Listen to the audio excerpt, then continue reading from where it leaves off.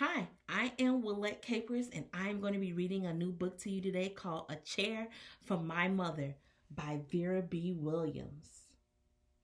All right, let's dive in.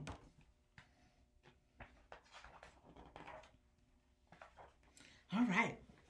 My mother works as a waitress in the Blue Tile Diner. After school, sometimes I go to meet her there. Then her boss, Josephine, gives me a job too. I wash the salts and the peppers and I fill the ketchups. One time I peeled all the onions for the onion soup. When I finish, Josephine says, "Good work, honey." And she pays me. And every time I put half of my money into the jar.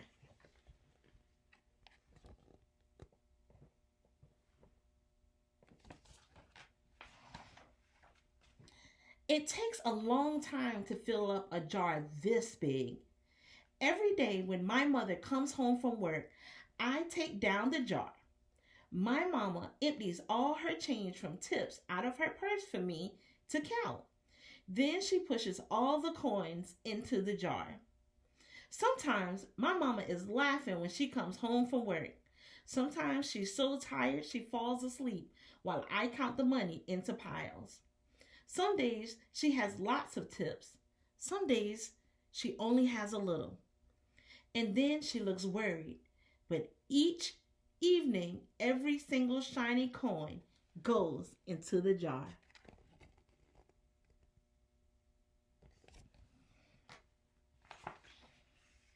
We sit in the kitchen to count the tips. Usually, Grandma sits with us too. While we count, she likes to hum. Often, she has money in her old leather wallet for us. Whenever she gets a good bargain on tomatoes or bananas or something she buys, she puts by the savings and they go into the jar.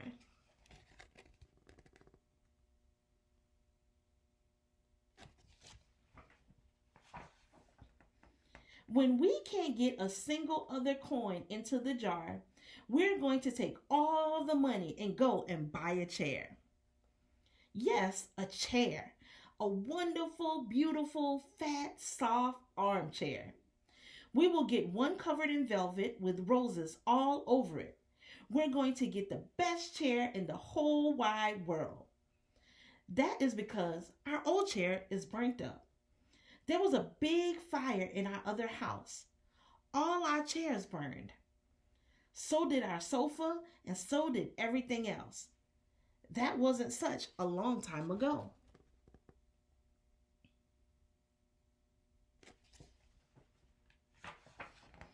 My mother and I were coming home from buying new shoes.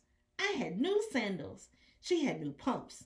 We were walking to our house from the bus. We were looking at everyone's tulips.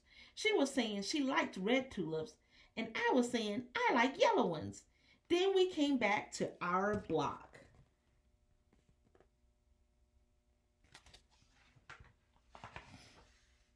Right outside our house stood two big fire engines. I could see lots of smoke. Tall orange flames came out of the roof. All the neighbors stood in a bunch across the street. My mama grabbed my hand and we ran. My Uncle Sandy saw us and ran to us. Mama yelled, "Where's mother?"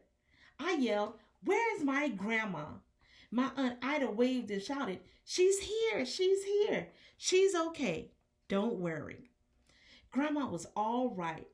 Our cat was safe too, though it took a while to find her, but everything else in our whole house was spoiled.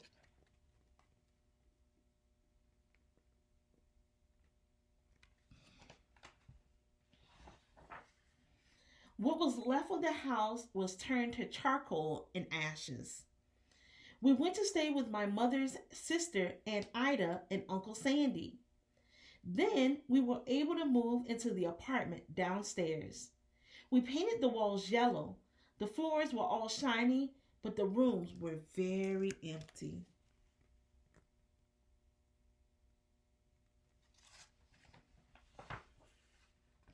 The first day we moved in, the neighbors brought pizza and cake and ice cream. And they brought a lot of other things too. The family across the street brought a table and 3 kitchen chairs. The very old man next door gave us a bed from when his children were little. My other grandpa brought us his beautiful rug.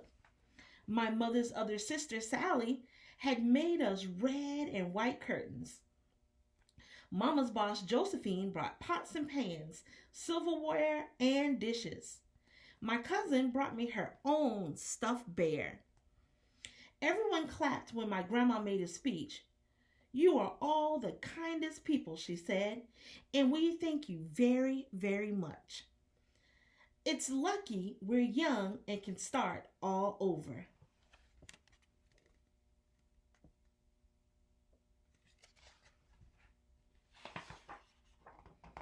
That was last year, but we still have no sofa and no big chairs.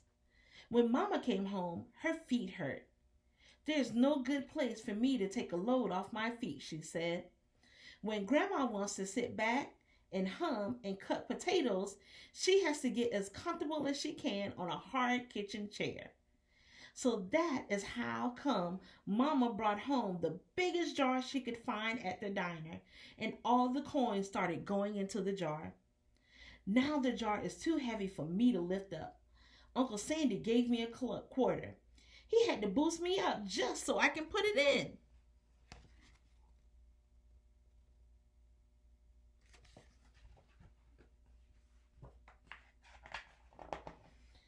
After supper, Mama and Grandma and I stood in front of the jar. Well, I never would have believed it, but I guess it's full, Mama said. My mom brought home little paper wrappers for the nickels and the dimes and the quarters. I counted them all out and wrapped them up. On my Mother's Day off, we took all the coins to the bank. The bank exchanged them for $10 bills, and then we took the bus downtown to shop for our chair.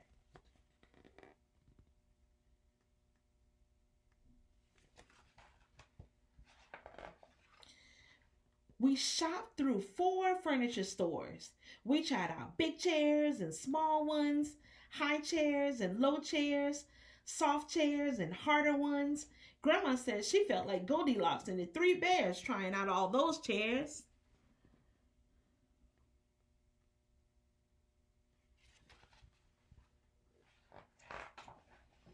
Finally, we found the chair we were all dreaming of, and the money in the jar was enough to pay for it. We called Aunt Ida and Uncle Sandy. They came right down in their pickup truck to drive the chair home for us. They knew we couldn't wait for it to be delivered.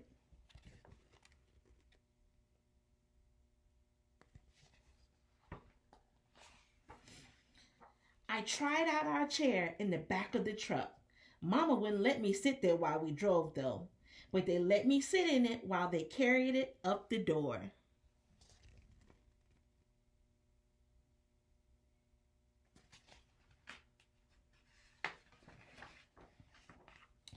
We sat the chair right beside the window with the red and white curtains.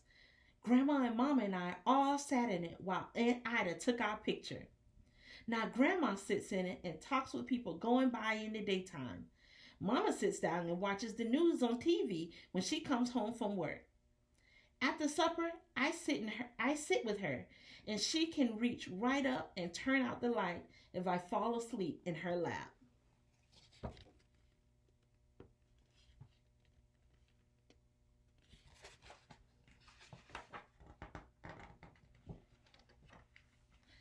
And that is the end of our story. They got their big chair. They got their couch. Thank you so much for hanging out with me today. If you want to do something kind, if you want to save up some money, get you a big jar and put all of your money in it and do something really cool and amazing. Save, save, save, save. Have a good day.